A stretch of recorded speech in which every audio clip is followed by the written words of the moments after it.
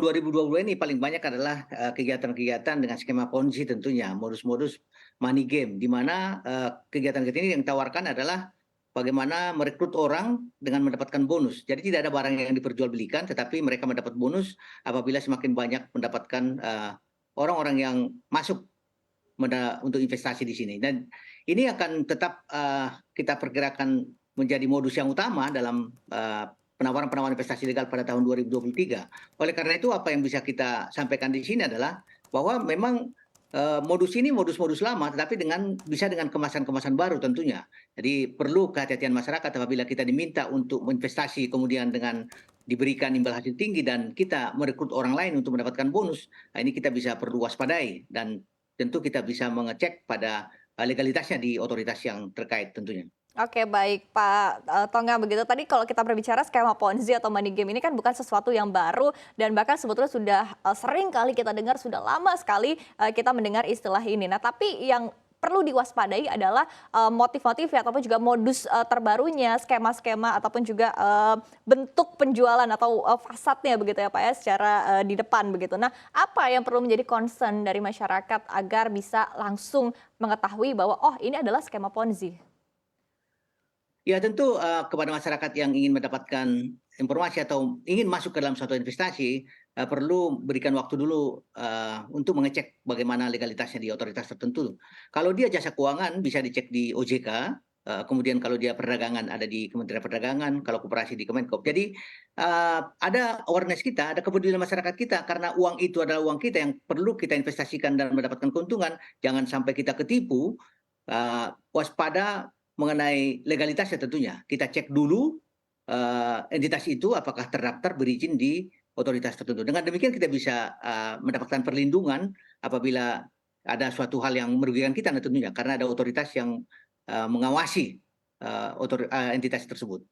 Oke, kemudian dari temuan OJK dan juga, Satgas Waspada Investasi di sepanjang tahun 2022 ini yang tadi Anda katakan juga cukup banyak dan bervariasi begitu ya bentuknya. Nah, sejauh ini sudah berapa persen Pak dari temuan ini yang sudah masuk ke dalam proses hukum? Dalam proses hukum sangat banyak juga yang dilakukan oleh kepolisian terutama. Seperti terakhir ini kita lihat dari berbagai kegiatan-kegiatan yang berkedok trading, ada di contohnya Indra Kents, di Binomo atau kemudian juga ada Doni Salmanan dan ada juga penawaran-penawaran penasihat keuangan yang juga menyasar kepada penasihat investasi, Joska seperti kita lihat di sini dan banyak sekali tentunya. Tetapi ini juga memang menjadi perhatian kita bahwa karena pelaku ini memang sengaja melakukan penipuan dan kejahatan tentunya yang mencari celah-celah kelengahan masyarakat dan kami sangat mendorong masyarakat juga agar lebih cerdas dalam memilih investasi agar mereka tidak rugi. Oke, baik. Kemudian, modus-modus baru investasi ilegal yang perlu diwaspadai oleh masyarakat seperti apa, Pak? Iya, karena banyak sekali sekarang ini penawaran-penawaran melalui teknologi informasi dan sangat mengarah kepada teknologi digital bahwa kegiatan-kegiatan yang mengirimkan link terutama ya di dalam penawaran-penawaran investasi ini yang selalu meminta kita mengisi data, ini juga merupakan kejahatan mengumpulkan data-data pribadi, data rahasia kita yang secara tidak sengaja kita berikan kepada mereka.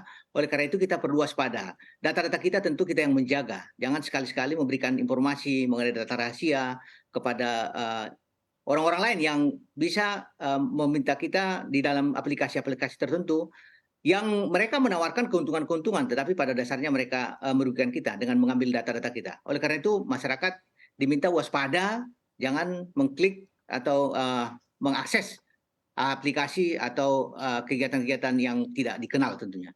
Oke, baik. Sekali lagi tadi waspada dan juga tentu harus memperhatikan begitu ya, Pak, ya. Tadi, poin-poin yang tadi Anda katakan begitu sebelum melakukan ataupun juga percaya terhadap satu, produk investasi tentunya. Nah, kemudian kalau kita berbicara kita kembali lagi, Pak, tadi terkait dengan proses hukum begitu. Sejauh ini evaluasi untuk sanksi hukum yang diterapkan agar, menimbulkan efek jera bagi para pelaku seperti apa?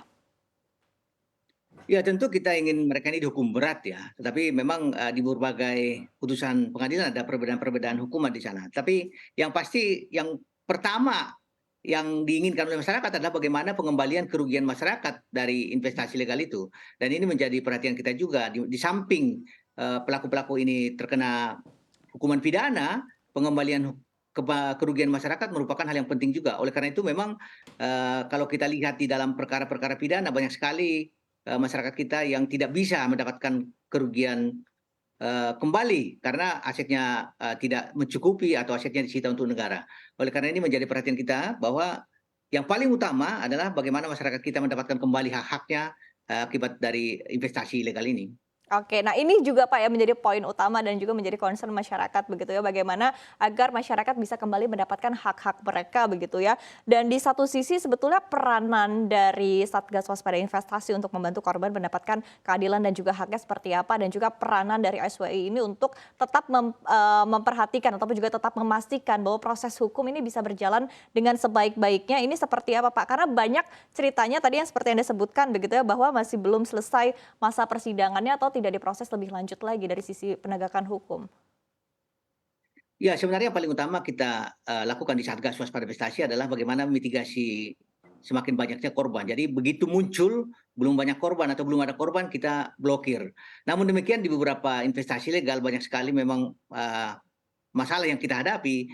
Misalnya kita sudah blokir suatu entitas tertentu, kemudian masyarakat kita juga tidak mengikuti bagaimana perkembangan pemblokiran atau pengumuman ke masyarakat yang dilakukan Satgas Waspada Investasi. Atau sering juga entitas yang kita blokir itu menyampaikan kepada membernya bahwa mereka itu sedang ganti sistem, migrasi data, atau sedang ada perbaikan-perbaikan di dalam sistem mereka, yang memang para masyarakat ini yakin saja dengan apa yang disampaikan oleh entitas yang kita blokir itu. Padahal sebenarnya kita sudah sampaikan kepada masyarakat bahwa itu ilegal. Di samping itu juga kita lihat ada berbagai upaya-upaya dari pelaku ini untuk mengalihkan sistemnya. Kita blokir contohnya aplikasi A, dia akan mengalihkan ke B. Karena ini memang sangat mudah bagi mereka. Oleh karena itu juga perlu perhatian masyarakat juga bahwa apabila kita sudah blokir di dalam satu entitas tertentu dan membuka baru, nah ini perhatian masyarakat agar tidak mengikuti kembali karena sudah diblokir.